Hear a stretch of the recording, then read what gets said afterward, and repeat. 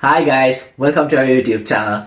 So in this video, we're going to explain to you how to find a part-time job in the UK, from which site you can find part-time jobs and what are the highest paying part-time jobs in the UK. So let's get into the video.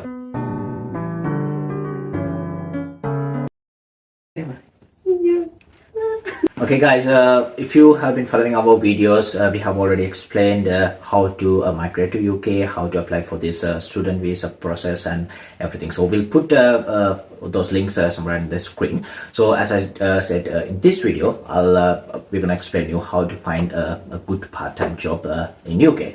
So and we know there are so many students who have migrated to UK recently as students. So we hope that this video helped everyone. For whoever is looking for a part-time job at the moment. So yeah, without further ado, let's get started. Okay guys, first we'll tell you what are the documents and what are the requirements to apply for a part-time job when you migrate into UK. So first we need NI number. To get the NI number, the national insurance number, the first thing you have to do is you have to collect your BRP. And once you collect your BRP, don't forget to apply for a national insurance number. But when you have the BRP, you can start applying for jobs, because you can start a job when you have the BRP. But without delaying the process, just apply it for national insurance number, because you need that in order to get paid. So until you get your national insurance number, still you can work. After you get your BRB or the biometric residence card, you can start applying for part-time jobs. In meantime, apply for national insurance number, NI number as well. So until you get your NI number, still you can start working. So no problem with that. You can start working. So that's the main thing that you have to do when you come to UK. In order to get a part-time job. Of course, yeah. So, and apart from that, you need your bank account as well. When you apply for a part-time job, they'll be asking, once you get selected, they'll ask you to send the bank account details. You need an account in UK in order to get paid and in order to start your job, part-time job. So yeah, so let's see how many hours, like suppose that you're coming with your dependent and you're the student, and when you come with your dependent, the student can work up to 20 hours during term time, and when there's vacation, the student can work full time. It depends on the university, so you need to check with the university when is the term time and up to how many hours you can work. So basically, if you are a student, you can work up to 20 hours. Then if you have any vacation time or if you have any break time, of course you can work as a full-time employee. So that's completely depend on the university. Just talk to your university and see how many hours you can work during the break time. So yeah. And also the dependent, we should mention that the dependent can work full-time. There are no restrictions. So yeah. And we should mention about the minimum wage in the UK. So the minimum wage in the UK is, if you are 23. It's depend on the age category. So if you are about 23, you're getting paid £9.5. That's the minimum wage per hour. And if you're between 21 to 22 years old, then you're getting paid £9.18 per hour. And if you're between 18 to 20, 6.83. And if you're under 18, you're getting paid 4.81 so pounds. This is the minimum wage that they have mentioned in the government website. But this is completely different. But depend on the employer, you may be getting paid more than this. But the minimum wage, it's 9.5. If you're about 23, you need to make sure that you're getting paid this amount. So yeah, when you have your national insurance number and you have your bank account, and the next important thing to get a part-time job is your part-time CV. So we'll tell you from where you can create part-time CVs. Like, there are lots of online platforms where you can get sample CVs. So we'll put one in the screen so you can get an idea about that. So in that CV, if you have any previous experience, like at least any volunteer activities, just mention those experience. And if you have done any professional jobs before, mention that experience as well, because that will be really helpful to find a job when you come here.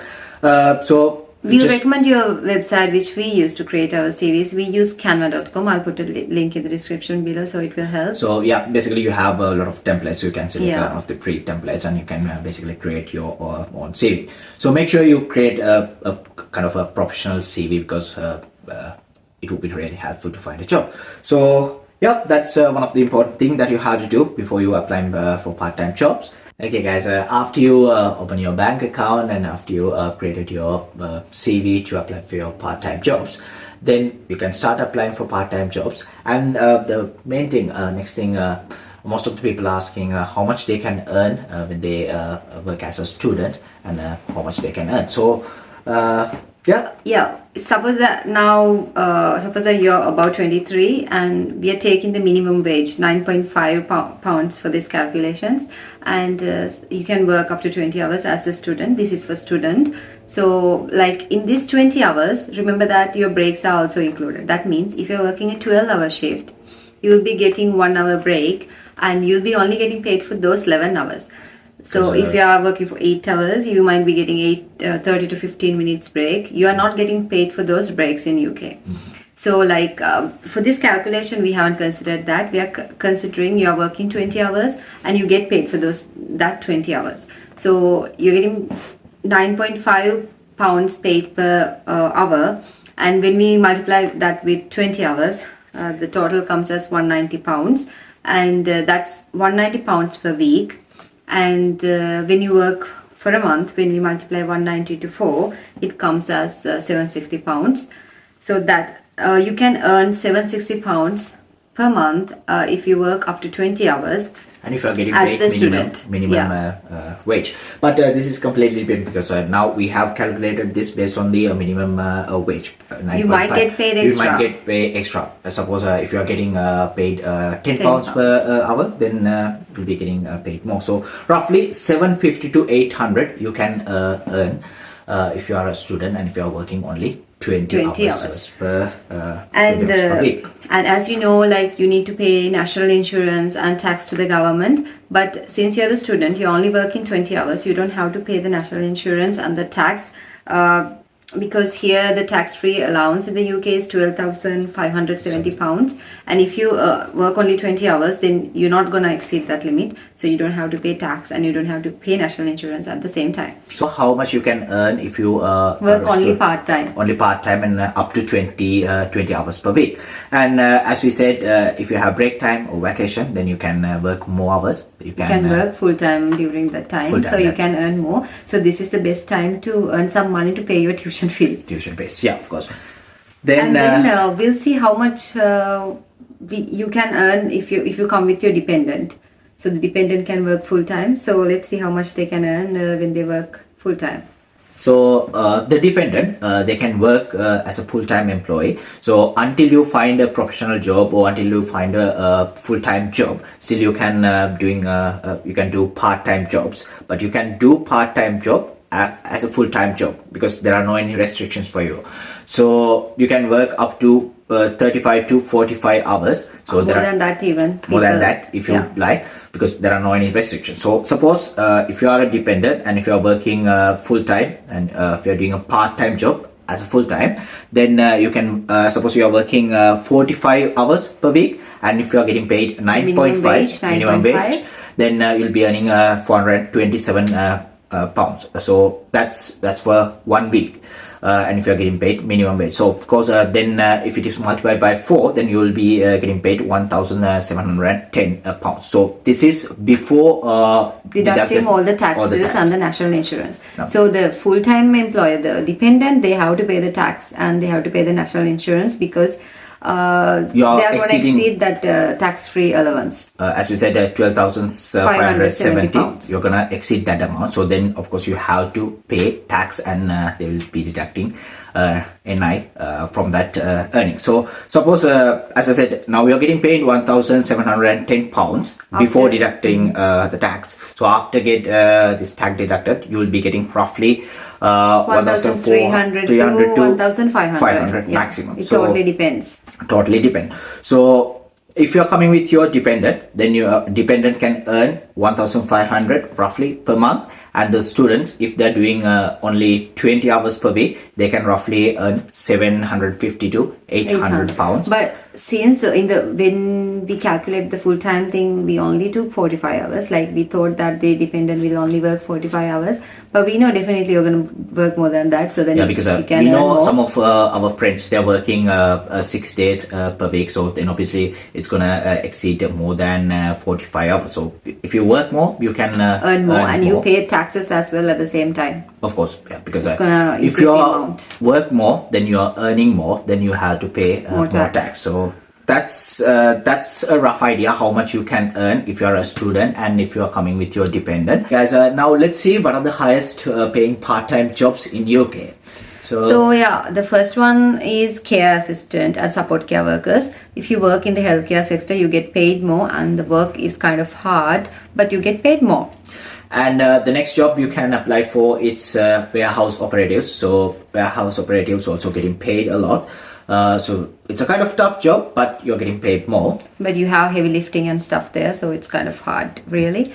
And then the retail, supermarkets, restaurants, their payment is lesser than the caring and warehouse operative jobs, but still it's good. It's not that bad. Payments are reasonable. So you can apply for these restaurants, supermarkets like Morrison's, Tesco, Aldi, KFC, McDonald's, those kind of restaurants and supermarkets. And there are some local restaurants as well. So depending on your area, there are some local restaurants as well. And then there are cleaning jobs and then delivery jobs. So the payments in these jobs are also reasonable. So yeah, you can do these kind of jobs. We mentioned 5 types of jobs. So when you apply for the part-time jobs, you'll see these jobs available, and you'll see what are the pay rates. So I have put in the screen. So you might have seen what are the pay rates and stuff. So you can get an idea about that. So now we know what are the jobs available, and now let's see what are the platforms how we can find a job, and what are the platforms available in the UK for getting a part-time job. So of course, the main thing that I can recommend you is if you have any friends working here, or if you have any relatives or anyone in UK, any contacts in UK, then you can reach them, because if they are already working somewhere, then they can talk to their managers, and they can refer you easily. You can just give the part-time CV, and then you can start straight away. So it's kind of easy if you have anybody, if you have any reference in the UK, any contact in the UK.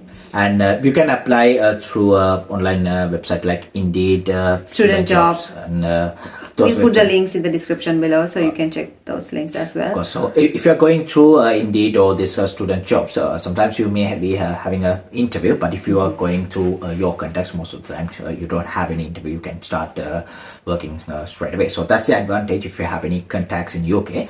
And then Indeed is the most commonly used platform for part-time and full-time jobs. It's really easy to find filter jobs there. You can search search the part-time jobs in your area, and you can see what are the pay rates, etc. So it's really easy if you use Indeed.